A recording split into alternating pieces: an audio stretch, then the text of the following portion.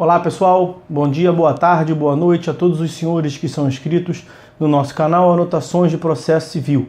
Se você ainda não é, eu sou o professor Arthur Vieira e depois que eu concluí o meu doutorado em Direito Processual, eu resolvi me dedicar a esses veículos de comunicação para que eu pudesse transmitir aos senhores conhecimento jurídico de qualidade e de forma gratuita. Aqui eu vou pontuar o meu e-mail de contato para que eventuais interessados possam estabelecer um contato mais direto. Inclusive, nós podemos eventualmente considerar a hipótese de publicar um artigo científico em conjunto, tá certo? Bom, gostaria de pontuar também com os senhores o nosso canal no YouTube. Se você ainda não é inscrito, basta clicar no ícone do livro que fica no canto inferior do vídeo para que você se inscreva. Sugiro também que você clique no ícone do sininho para que você possa ativar as notificações dos vídeos que são constantemente disponibilizados por aqui. Gostaria de apresentar também aos senhores a nossa plataforma acadêmica, arturvieiracursos.com.br, arturvieiracursos.com.br, onde os senhores encontrarão cursos online de modo gratuito, inclusive com a emissão de certificado válido em todo o território nacional. Tá certo? Então, após a pausa, nós vamos tratar do vídeo de hoje. Vamos lá, meus amigos, vamos prosseguir a análise do nosso livro Anotações de Teoria Geral do Processo, pelo item que está na tela, pelo tópico que está na tela aí para os senhores, os escopos da jurisdição. Prossigo pela leitura das minhas palavras.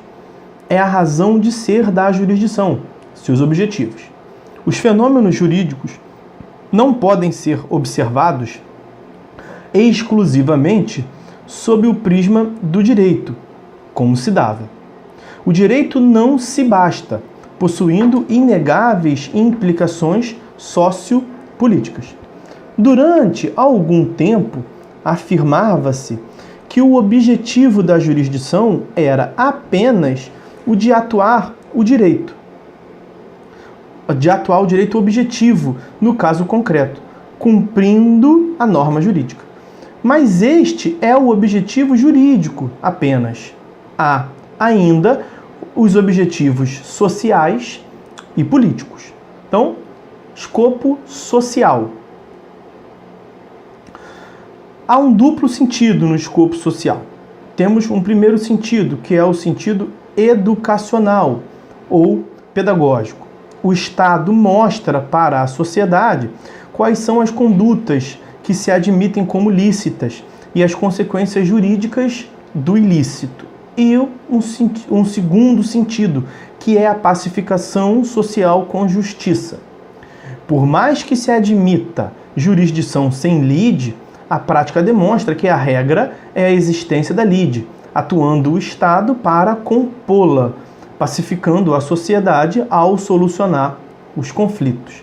E nós temos um próximo e terceiro e último escopo, que é o escopo político. O Estado é um ente político. Os tribunais exercem inegável função política. O objetivo da jurisdição varia de acordo com o modelo do Estado. No nosso caso, o modelo é o Estado democrático de direito, com destaque a alguns valores. Primeiro valor, o valor da liberdade, no sentido de garantia fundamental de limitação ao poder estatal. Estado realizador de direitos, como dizia Norberto Bobbio, a era dos direitos. Um segundo valor, o valor da soberania, a afirmação do poder estatal. A afirmação do poder estatal no sentido de imposição de conduta. O respeito ao Estado é essencial para a democracia e para a consagração de direitos. E nós temos ainda um terceiro valor, um terceiro sentido, que é o da participação.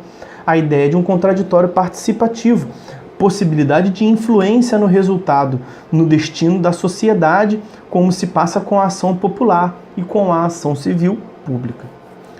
Vamos ingressar agora num próximo tópico extenso e muito importante da nossa obra, que é dos métodos alternativos de solução de conflitos, também chamado de equivalentes jurisdicionais.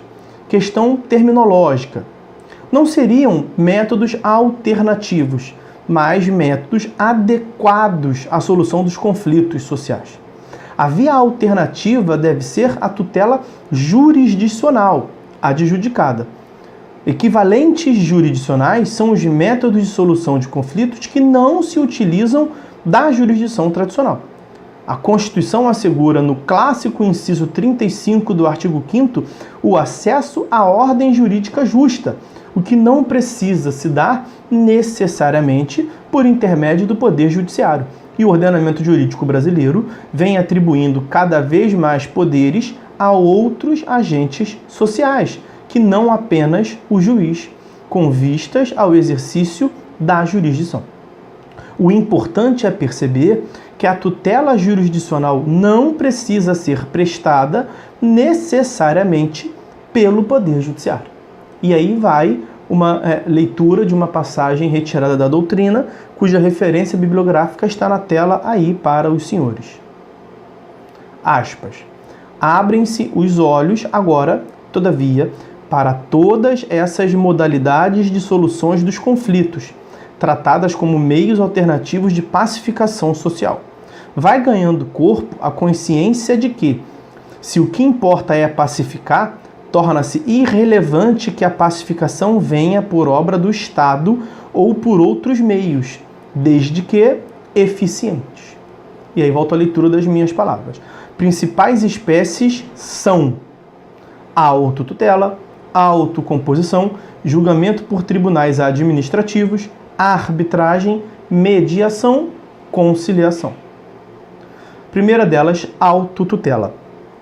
Em regra, ela é vedada, tipificada como crime, exercício arbitrário das próprias razões, artigo 345 do Código Penal.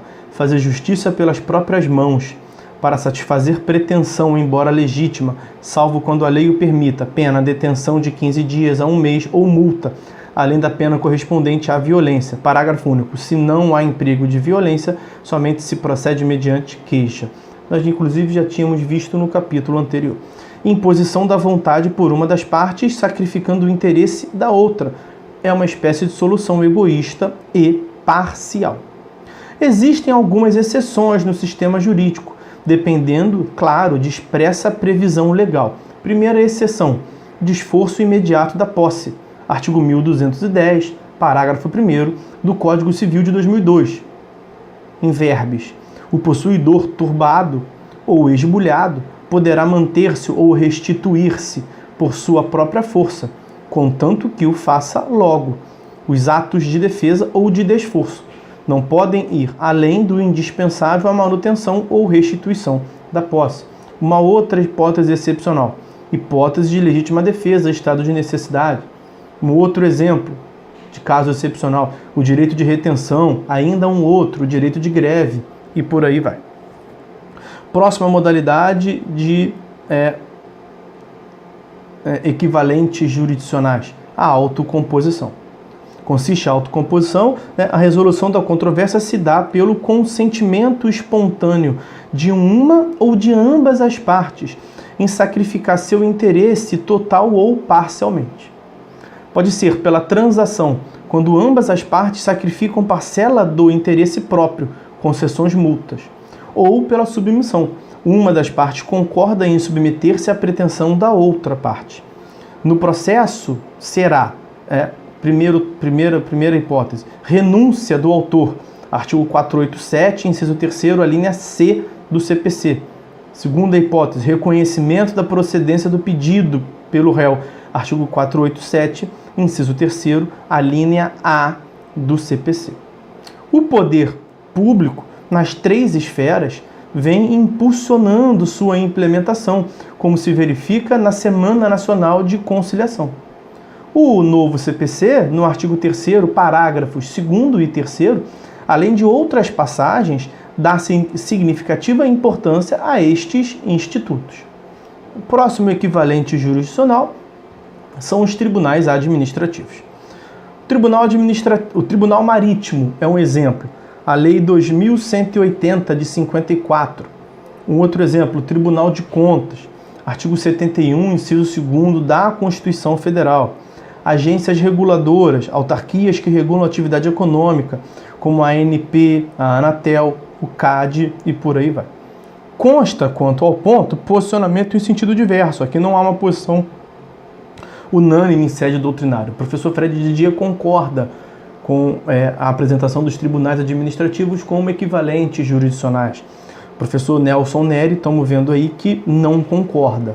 Então, fazer uma leitura aqui de uma passagem doutrinária em sentido contrário, entre aspas. Tribunal Marítimo, organismo vinculado ao Ministério da Marinha, é órgão auxiliar do Poder Judiciário, mas a ele não pertence nem exerce jurisdição.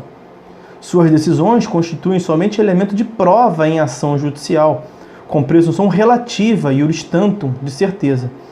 Manifesta-se quanto a responsabilidades técnicas por acidente de navegação, vide Lei 2180 de 54 e Lei 5056 de 66. E aí ele mesmo apresenta referências bibliográficas. Tribunal de Contas também, tanto da União quanto dos estados e dos municípios de São Paulo e do Rio de Janeiro, são órgãos subordinados e auxiliares do Poder Legislativo, artigo 71 da Constituição. Não exercem atividade jurisdicional. Suas decisões têm caráter administrativo e estão sujeitos ao controle do Poder Judiciário. As decisões dos tribunais de contas de que resulte imputação de débito ou multa têm eficácia de título extrajudicial. Artigo 71, parágrafo 3º da Constituição, 784, inciso 12 do Código de Processo Civil. Continuo na leitura da referência bibliográfica apresentada para a tela aí dos senhores. Conselho Administrativo de Defesa Econômica, o CAD, tem natureza jurídica de autarquia federal, integrante do Sistema Brasileiro de Defesa da Concorrência, SBDC, a quem compete exercer a prevenção e repreensão contra o abuso do poder econômico. Embora a lei antitruste mencione ser o CAD entidade judicante com jurisdição em todo o território nacional, na verdade essas expressões foram empregadas impropriamente, porque a atividade da autarquia é administrativa e seus julgamentos têm natureza administrativa. Como todo ato administrativo, as decisões do CAD podem ser sindicadas pelo Poder Judiciário, a quem cabe examinar sua constitucionalidade e legalidade, como, por exemplo, se houve correta aplicação dos princípios constitucionais da mínima intervenção pública na atividade privada, artigo 170 da Constituição, do devido processo legal administrativo, artigo 5º, 54 da Constituição, do contraditório e ampla defesa, artigo 5º e 55 da Constituição, etc.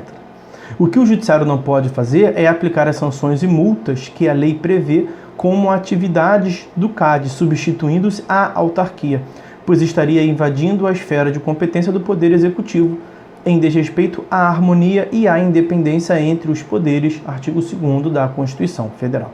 Bom, próximo item dentre os métodos alternativos ou adequados da jurisdição, os equivalentes jurisdicionais, é inegavelmente a mediação e a conciliação. Bom, Resolução 125 do CNJ de 2010 instituiu a política pública de tratamento adequado dos conflitos jurídicos. É um estímulo à autocomposição, posição fortalecida pelo Código de Processo Civil de 2015, artigo 165 a 175. A mediação e a conciliação são espécies de autocomposição coordenada por uma terceira pessoa qualificada, mediador ou conciliador, que atua no intuito de levar os litigantes a uma solução embasada na identificação e eliminação das causas que geraram o conflito. Assim, os litigantes chegam de comum acordo a uma solução, mas com o auxílio, o incentivo do mediador ou conciliador. São institutos capazes de promover o desenvolvimento da cidadania, pois os interessados atuam como protagonistas da decisão a ser tomada. Concretiza-se o princípio democrático, promovendo e estimulando a participação popular no exercício do poder. A decisão adjudicada, imposta, deve ser excepcional. A mediação e a conciliação são previstas no Código como mecanismo de que se poderá servir o juiz, logo ao início do processo, após o recebimento da petição inicial, artigo 334 do Código de Processo Civil de 2015. Mas as partes, em consenso, podem recorrer a tais métodos mesmo em outras fases do processo, que então deverá ficar suspenso. Mais que isso, é importante destacar a essência extrajudicial desses mecanismos. Eles podem ser empregados e na prática frequentemente o são, mesmo quando não há processo algum em curso. Basta que as partes, de comum acordo, optem por recorrer a um mediador ou conciliador. Agora vejamos no que consiste, qual a diferença entre mediador e conciliador. Mediação. O terceiro mediador, sendo um profissional qualificado, auxilia as partes a chegarem elas mesmas espontaneamente à solução, mas não a propõe. Tá? Então, o mediador, ele auxilia as partes a chegarem elas mesmas espontaneamente à solução, mas não a propõe. Adota uma postura passiva, sendo um catalisador de emoções. Seu objetivo é identificar e eliminar as causas do conflito, identificado para relações jurídicas duradouras, na qual será mantido o vínculo entre as partes, como as questões de família. Além das regras contidas no CPC, a Lei 13.140 de 2015 é dedicada especificamente ao Instituto da Mediação. No geral, os dois diplomas complementam-se, mas, em caso de conflito entre as normas, prevalecem as da Lei de Mediação. Tanto por sua especialidade, a lei especial prevalece sobre a geral, quanto por sua posterioridade em relação ao CPC. A lei posterior revoga a anterior. Conciliação. O terceiro conciliador atua de forma ativa, intervindo, opinando, sugerindo, argumentando, etc. Cuidado com os excessos. Não se admite imposição, ameaças, etc. Indicado para os casos em que não haja vínculo duradouro entre as partes, como nos litígios patrimoniais. Próxima espécie de métodos alternativos de solução das controvérsias, a arbitragem. Bom, vejam, trata-se de heterocomposição, que também será imposta, adjudicada, mas o terceiro, árbitro, incumbido de exercer a jurisdição e julgar a causa, é escolhido livremente pelas partes. A opção pela arbitragem será admissível toda vez que não houver norma impondo a necessidade da intervenção do juiz estatal, como há, por exemplo, para o julgamento de causas criminais, para a decretação de falência, para a solução de questões relativas ao estado de pessoa, para a aplicação das penas de improbidade ao agente público. Enfim, pode-se adotar o processo arbitral sempre que a pretensão de tutela jurisdicional, por exemplo, o direito de submeter ao judiciário uma pretensão ou uma defesa for disponível. É nesse sentido que se deve interpretar a referência que a lei faz a direitos disponíveis, como pressuposto da opção arbitral, o artigo 1º, caput da Lei 9.307 de 96, que é a lei da arbitragem. Regido pela Lei 9.307 de 96, que trata o árbitro como juiz de direito no âmbito de sua atuação. Por estes fatores, há quem defenda ser o exercício próprio de jurisdição. O STF já afirmou a constitucionalidade do Instituto, por envolver direitos disponíveis titularizados por pessoas capazes, que escolhem livremente e de comum acordo o árbitro. Dentre as suas características, nós temos a exigência de capacidade das partes e disponibilidade do direito. B. Possibilidade de escolha do julgador, que é uma exceção ao princípio do juiz natural, e do direito aplicável. As partes podem escolher o direito aplicável, até mesmo por equidade, que é uma exceção à jurisdição de direito. Né? Item C. Árbitro é equiparado a juiz de direito.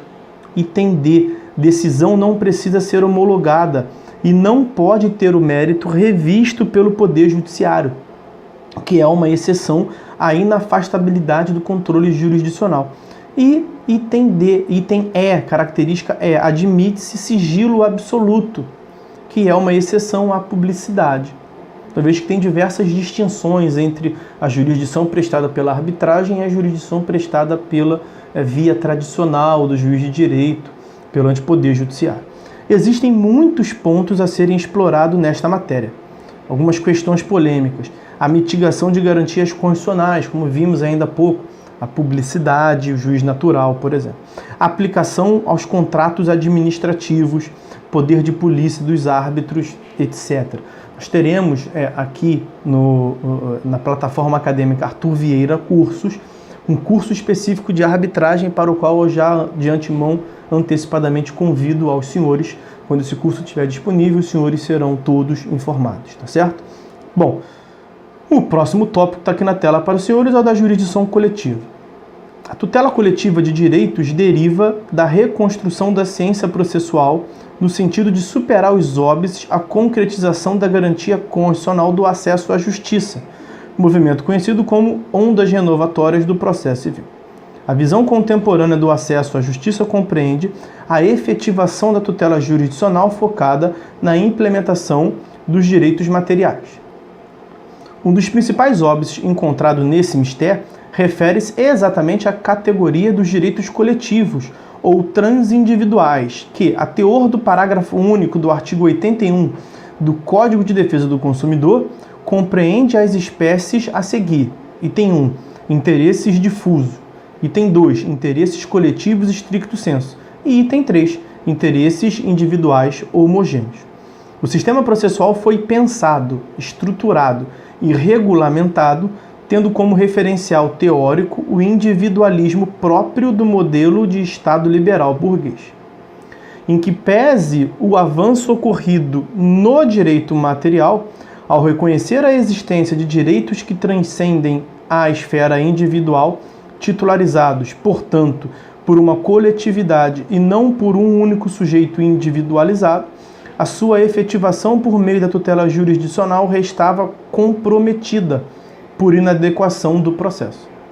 Foi necessário empreender uma reforma no sistema processual, criando normas e institutos jurídicos, ou adaptar os institutos já existentes, como soe acontecer com a legitimidade e a coisa julgada, empreendendo uma releitura com os olhos voltados à promoção da efetividade dos direitos transindividuais, reconhecendo essa nova perspectiva coletiva do processo. Fazer agora a leitura de uma passagem doutrinária cuja referência bibliográfica será indicada aos senhores logo a seguir, porque está na próxima página. Não é correta a interpretação restritiva que se dá ao tema, no sentido de que a sentença do juiz estadual de Minas Gerais não pode atingir pessoas no Rio Grande do Sul, porque ele não teria competência para tanto. A questão, repita-se, não é de competência nem de jurisdição, mas de limite subjetivo da coisa julgada. O raciocínio restritivo se deve ao erro de interpretar-se o fenômeno moderno das ações coletivas com os princípios tradicionais e ortodoxos do processo civil individual. A restrição contida na Lei de Ação Civil Pública, no artigo 16, com a redação dada pela Lei 9.494 de 97, de que a eficácia erga omnes da coisa julgada seria restrita ao limite territorial da competência do juiz que proferiu a sentença, não tem nenhum efeito, pelo fato de que a Lei 9.494 de 97, no particular, seria inconstitucional por ferir os princípios constitucionais do direito da ação, da razoabilidade e da proporcionalidade, e ainda por não ter sido alterado o artigo 103 do Código de Defesa do Consumidor, que incide na espécie por força do artigo 21 da Lei da Ação Civil Pública. A referência bibliográfica desse trecho da bibliografia consultada está na tela aí para os senhores. Agora volto a utilizar as minhas palavras. Entre nós, o referencial normativo encontra-se fora do Código de Processo Civil. Eu até mantive a redação antiga aí de 73, peço desculpa aos senhores, fora do Código de Processo Civil de 2015. Posição então, entre nós, o referencial normativo encontra-se fora do Código de Processo Civil de 73, posição mantida com o novo Código de Processo Civil. Há, assim, um microsistema normativo, cujos principais diplomas são: item 1, Constituição Federal, diploma por excelência. Item 2, a Lei 7.347 de 85, que disciplina a ação civil pública.